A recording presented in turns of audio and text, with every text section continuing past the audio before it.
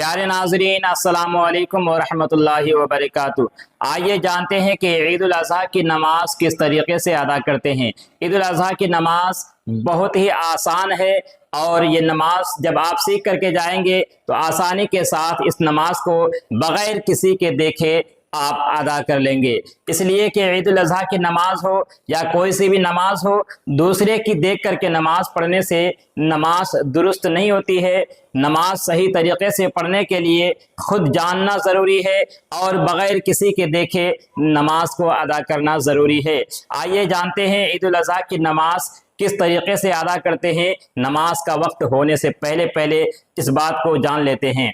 चलिए नमाज का मुकम्मल तरीक़ा आप हजरात समाअत करें। सबसे पहले नियत दिल के पक्के इरादे का नाम है। ज़बान से अगर याद है तो आप नियत को ज़बान से भी अदा कर लें। वो इस तरीके से कि नियत की मैंने 2 रकात नमाज ईद उल अज़हा की वाजिब 6 तकबीरों के साथ वास्ते अल्लाह ताला के रुख मेरा काबा शरीफ की तरफ, और हाथों को उठाएं और इमाम के पीछे अल्लाहु अकबर, आप भी अल्लाहु अकबर आहिस्ता आवाज में कहकर बांध लें और उसके बाद सना पढ़ें।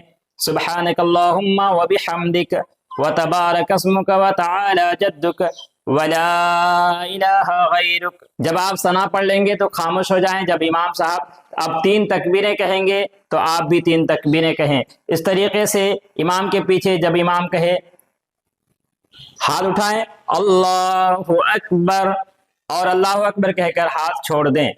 फिर दूसरी तकबीर अल्लाहु अकबर, फिर हाथ छोड़ दें। फिर तीसरी तकबीर अल्लाहु अकबर, अब हाथ बांध लेना है। उसके बाद इमाम साहब ताउज़ व तस्मिया के साथ अलहम्द शरीफ और कोई एक सूरत या कुछ आयतें पढ़ेंगे। उसके बाद अल्लाहु अकबर कहते हुए रुकू में जाएंगे। रुकू से उठकर 2 सजदे करेंगे जैसे आम नमाजों में 2 सजदे होते हैं। उसके बाद फिर अल्लाहु अकबर कहते हुए खड़े होंगे तो आप फौरन हाथ बांध लें।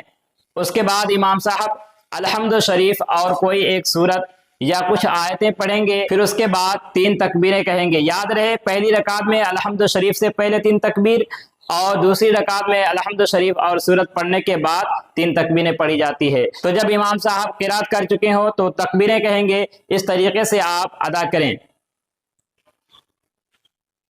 फिर हाथों को उठाएं अल्लाहु अकबर, एक तकबीर हो गई।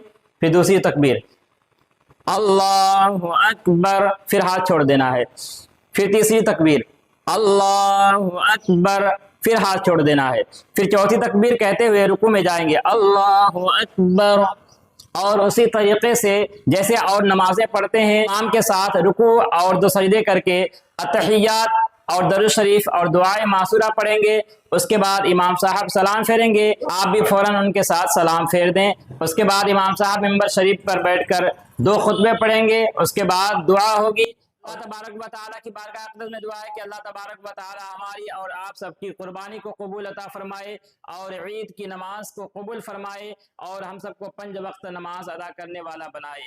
आमीन या रब्बिल आलमीन। अस्सलामु अलैकुम व रहमतुल्लाहि व बरकातुहू।